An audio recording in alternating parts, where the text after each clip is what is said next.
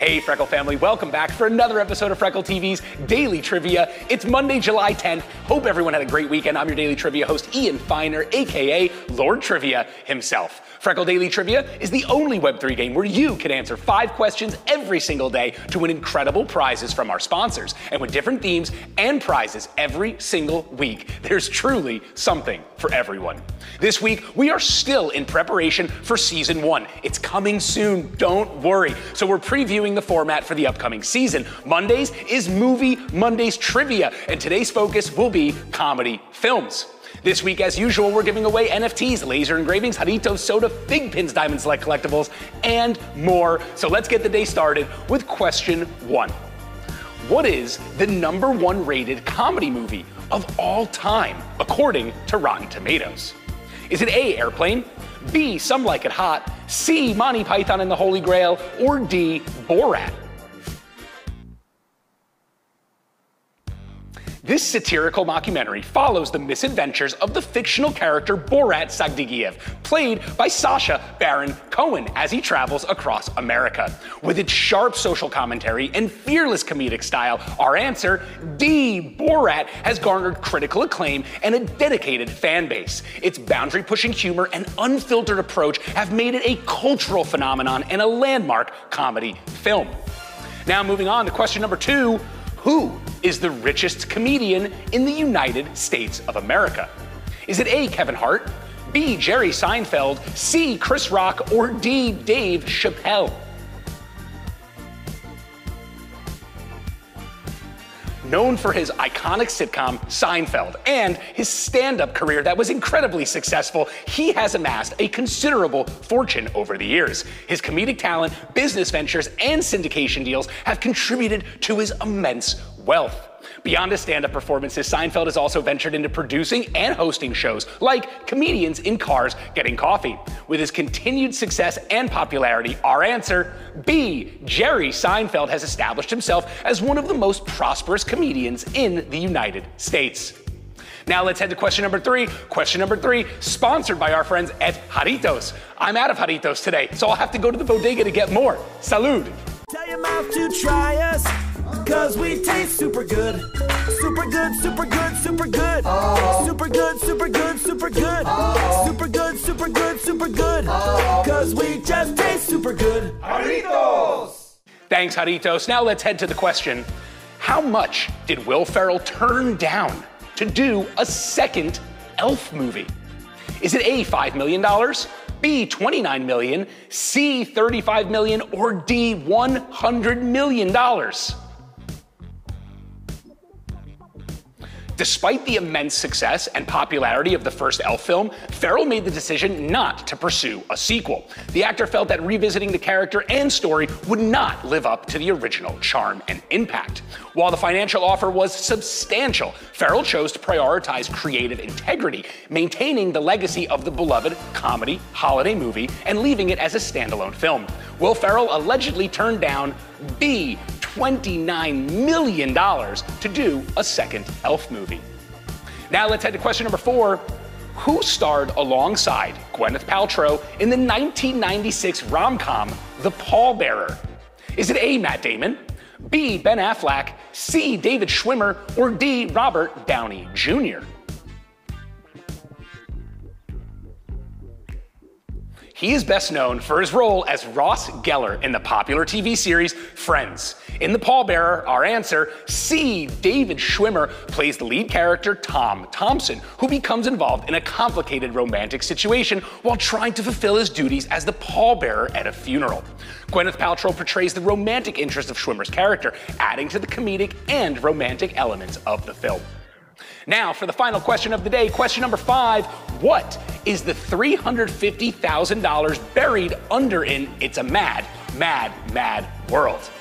Is it A, a big W, C, B, an old tree, C, the Golden Gate Bridge, or D, a water tower?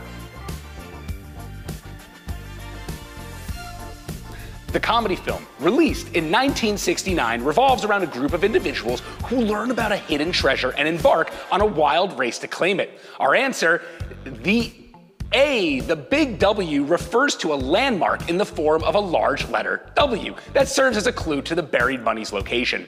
The film's plot revolves around the characters' hilarious and chaotic attempts to find and retrieve the hidden fortune.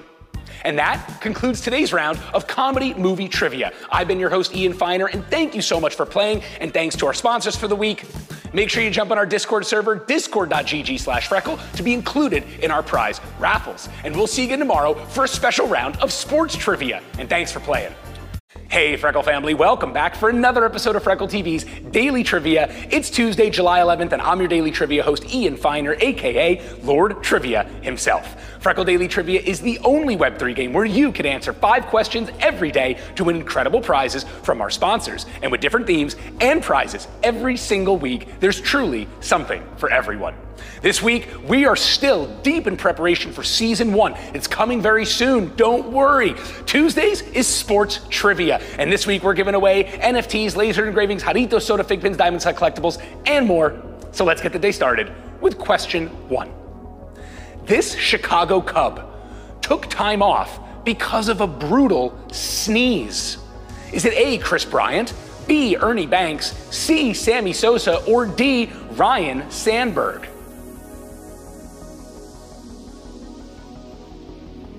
In 2004, he injured his back while sneezing, which led him to miss several games. The incident gained attention and became the topic of humor and curiosity among fans and, of course, media outlets. Despite the unusual nature of the injury, our answer, C, Sammy Sosa, recovered and continued his successful career in baseball. Now, I, for one, empathize. I probably pull my back once or twice a year just by sneezing. Now let's head to question number 2. Who is known as the Golden Bear? Is it A, Arnold Palmer, B, Gary Player, C, Jack Nicklaus, or D, Tiger Woods?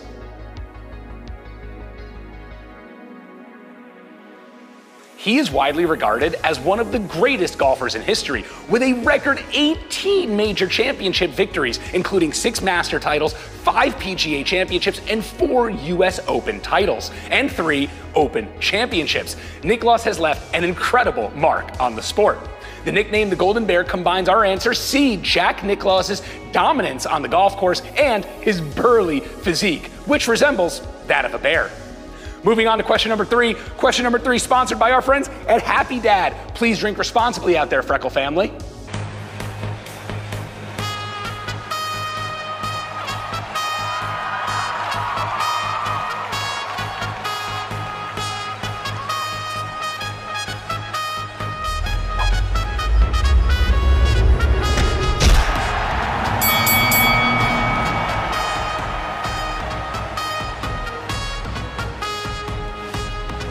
Thanks, Happy Dad. Now let's head to question number 3. What is the motto of the Olympics? Is it A, faster, higher, stronger, B, for the motherland, C, inspire a generation, or D, unity in diversity? Well, the motto for the Olympics is Citius Saltius Fortius, which is Latin for A, faster, higher, stronger. This motto embodies the Olympic spirit and the pursuit of excellence in sports. It also represents the constant desire for athletes to push their limits, achieve new heights, and showcase their skills on a global stage. The motto serves as an inspiration for athletes and spectators alike, emphasizing the values of determination, perseverance, and the relentless pursuit of greatness that the Olympic Games represent. Now for question number 4, what is the national sport of Canada? Is it A, hockey, B, lacrosse, C, curling, or D, baseball?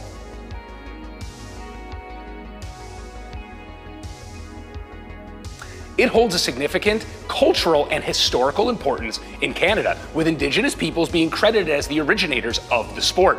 It has been played by various forms of Indigenous communities for centuries. Our answer, B, lacrosse, is a team sport that involves players using a small rubber ball and long-handled sticks to score goals. It is widely popular across the country and has a rich tradition in Canadian culture. Now let's head to the final question of the day. Question number 5. What team won the first ever football game played at night? Is it A, the Chicago Bears, B, the Green Bay Packers, C, the Providence Steamrollers, or D, the New York Giants? The historic game took place on November 21st, 1929, between our answer C, the Providence Steamroller, and the New York Giants. It was held at the Providence Kinsley Park and marked the introduction of floodlights for night games. The Providence Steamroller emerged victorious with a final score of 6-0. This groundbreaking event paved the way for widespread popularity and growth of football games in the future. And that concludes today's round of sports trivia. I've been your host, Ian Feiner, and thank you so much for playing today. Make sure you jump on our Discord server, discord.gg/Freckle, to be included in our prize raffles. And we'll see you again tomorrow for a round of world trivia. And thanks for playing. Hey, Freckle family, welcome back for another episode of Freckle TV's Daily Trivia. It's Wednesday, July 12th, and I'm your Daily Trivia host, Ian Feiner, aka Lord Trivia himself. Freckle Daily Trivia is the only Web3 game where you can answer 5 questions every day to win incredible prizes from our sponsors. And with different themes and prizes every single week, there's truly something for everyone. This week, we are still deep in preparation for Season 1, which is coming very soon. Please, we appreciate your patience. Wednesdays will be all around the world themed trivia, so we're globe-trotting with 5 questions every Wednesday. This week, as usual, we're giving away NFTs, laser engravings, Jarritos, soda fig pins, Diamond Select collectibles, and more. So let's get it started with question 1. The Great Wall of China was constructed using what popular grain? Is it A, rice, B, wheat, C, corn, or D, barley?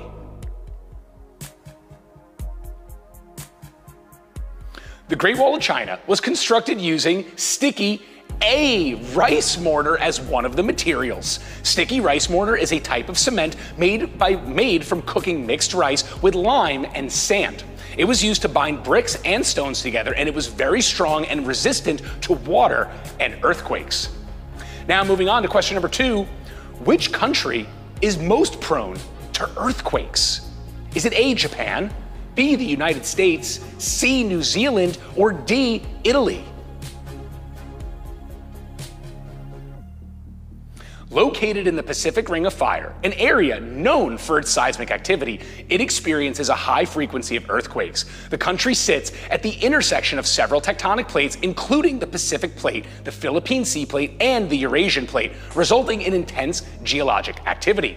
Our answer: A, Japan has a long history of devastating earthquakes and is well prepared with advanced seismic monitoring systems, building codes, and disaster response measures to mitigate the impact of earthquakes on its population and its city's infrastructure. Now let's head to question number 3. Question number 3, sponsored by our friends at Figpin. Check out this video from Figpin.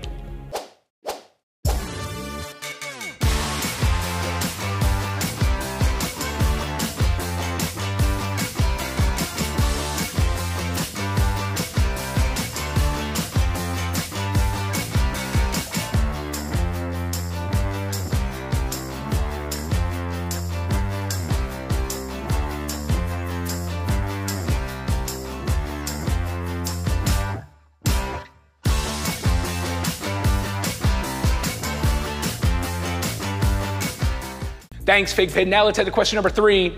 What country is considered the only archipelago state? Is it A, Japan, B, Indonesia, C, the Philippines, or D, Australia?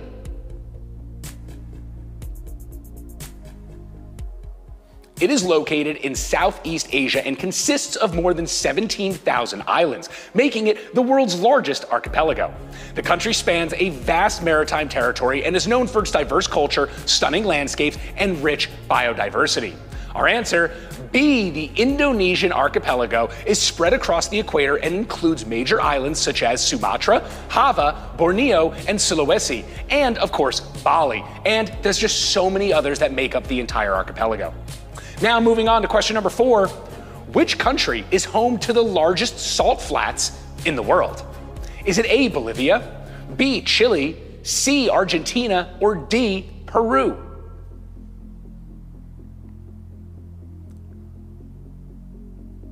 Known as Salar de Uyuni, the salt flats are a vast expanse of white salt crust located in southwest A, Bolivia, Covering an area of over 10,000 square kilometers, Salar de Uyuni is not only the largest salt flat in Bolivia, but also the largest in the world. The area's unique natural landscape and stunning reflections of the sky make it a popular tourist destination and a remarkable sight to behold. Check it out, look at this photo.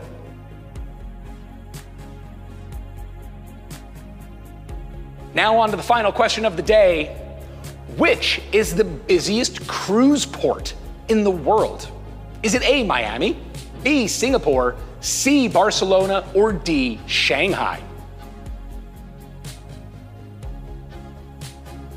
Known as the cruise capital of the world, it handles a significant volume of cruise ship passengers and serves as a major hub for various cruise lines. It offers a wide range of cruise itineraries to popular destinations in the Caribbean and beyond. Our answer: A, Miami's strategic location, excellent infrastructure, and extensive passenger facilities contribute to its status as the busiest cruise port in the world.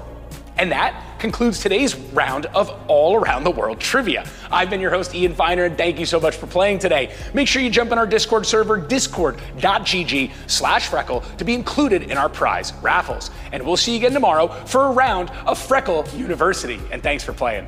Hey Freckle family, welcome back for another episode of Freckle TV's Daily Trivia. It's Thursday, July 13th, and I'm your Daily Trivia host, Ian Feiner, aka Lord Trivia himself. Freckle Daily Trivia, the only Web3 game where you can answer 5 questions every single day to win incredible prizes from our sponsors.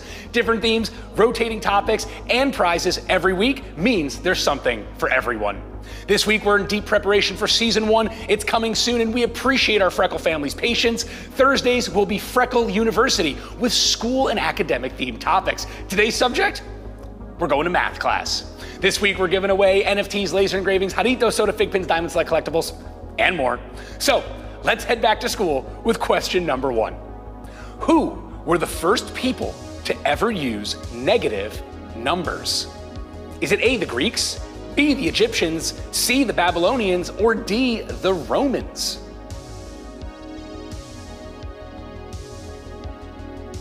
Well, around 300 BCE, they developed a number system that included positive and negative values. Our answer: C, Babylonians used these negative numbers primarily in the context of debts, temperature, measurements, and mathematical calculations. The concept of negative numbers was later further adopted and refined by mathematicians in different civilizations, including the Greeks and the Indians.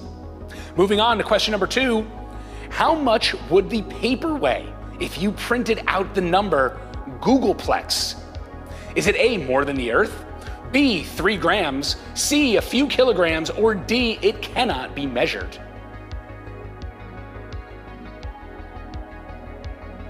Well, a Googleplex is a funny word to describe a number defined as 10 raised to the power of a Google, which is 10 raised to the power of 100. In terms of digits, a Googleplex is a number 1 followed by a Google of zeros. The sheer magnitude of this number makes any practical calculation or estimation of its printed weight virtually impossible, but some have estimated that it would weigh more than the entire Earth. Now moving on to question number 3. Question number 3, sponsored by our friends at Diamond Select Toys and Collectibles. Check out this video from DST.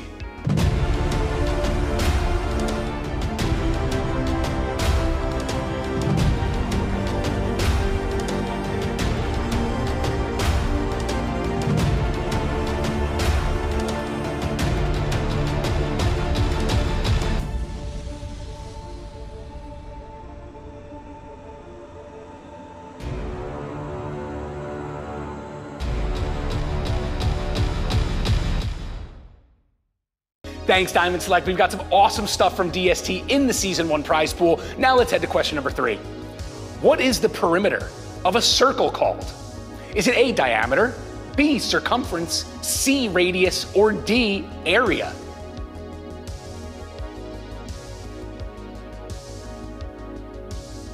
It is the total distance around the outer boundary of a circle. Our answer, C, the circumference, is a fundamental measurement of a circle and plays a crucial role in various mathematical calculations and applications involving circles, such as finding the length of arcs or calculating the area of a sector. Moving on to question number 4, What is the only even prime number? Is it A, 2, B, 4, C, 64, or D, 96?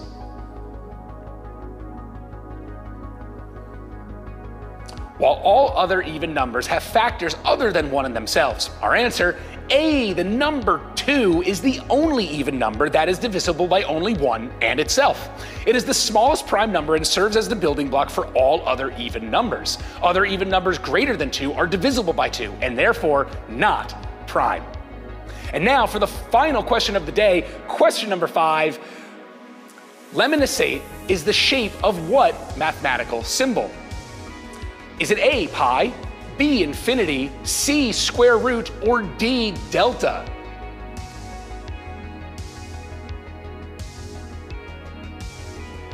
The lemniscate symbol, resembling a figure 8 lying on its side, represents the concept of infinity or limitless extent. It is commonly used in mathematics, physics, and other fields to denote infinite qualities, processes, or concepts.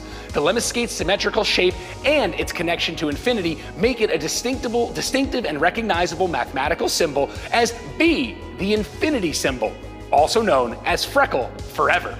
And that concludes today's round of math trivia. I've been your host, Ian Feiner, and thank you so much for playing. Make sure you jump on our Discord server, discord.gg/Freckle, to be included in our prize raffles. We'll see you again tomorrow for a round of Freckle fun, and thanks for playing.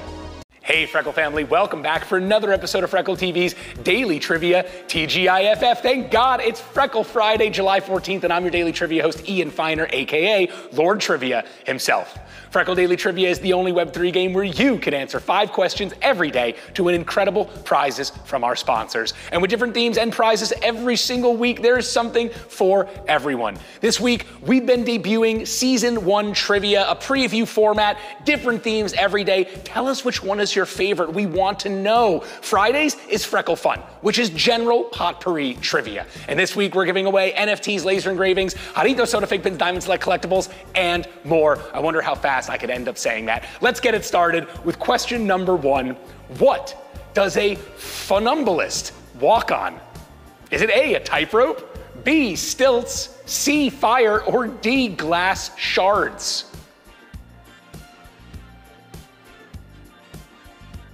Well, excuse my pronunciation because I've never actually read the word funambulist before, but a tightrope is a thin taut rope or stretched wire horizontally between 2 points, typically at great heights. Funambulists, also known as tightrope walkers, demonstrate remarkable balance, agility, and skill as they navigate along the tightrope, often performing daring tricks and acrobatics.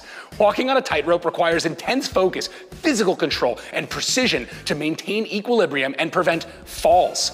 It is a fascinating and awe-inspiring spectacle to witness the artistry and daring feats of funambulists. Moving on to question number 2, what are the folds of a skin on a cat's ear called? Is it A, tassels, B, whiskers, C, Henry pockets, or D, flaps? They are located at the lower posterior part of the external ear and are visible on cats, bats, and even some dogs. The function of these pockets is still unclear, but some hypothesis suggests that they may help with detecting high-pitched sounds, enhancing sound localization, or protecting the ear canal from dirt and moisture. Our answer is C. They're called Henry pockets. Moving on to question number 3, what are baby owls called? Is it A, chicks, C, owlets, C, calves, or D, fledglings? Similar to many other bird species, owlets are born in a less developed state and require parental care until they are able to fend for themselves. During the early stages of their life, our answer B, owlets, are typically covered in fluffy down feathers and have a somewhat clumsy appearance. As they grow and mature, they acquire the characteristics and features and behaviors of adult owls. Moving on to question number 4, what Spanish sculptor was the founder of the Cubist movement? Is it A, Pablo Picasso, B, Salvador Dali, C, Diego Velázquez, or D, Georges Braque? He collaborated closely with Picasso, and together they developed the revolutionary art movement known as Cubism. Their innovative approach involved depicting subjects from multiple perspectives, breaking them down into geometric shapes and overlapping fragments. Our answer: D. Georges Braque's contribution to the Cubist movement, particularly his exploration of still life and focus on texture and color, played a crucial role in shaping modern art. And now, for the final question of the day, question number 5. What is the most common color of toilet paper in France? Is it A, white, B, pink, C, blue, or D, green?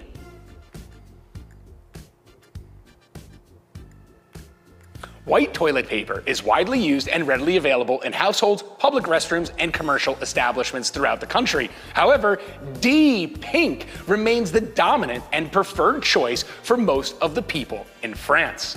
And that concludes this week of Daily Trivia. I've been your host, Ian Finer, and thank you so much for playing this week. Make sure you're in our Discord server, discord.gg/Freckle, to be included in our prize raffles. We'll see you again on Monday for one final round of pre-season 1 trivia. Wink, wink, and thanks for playing.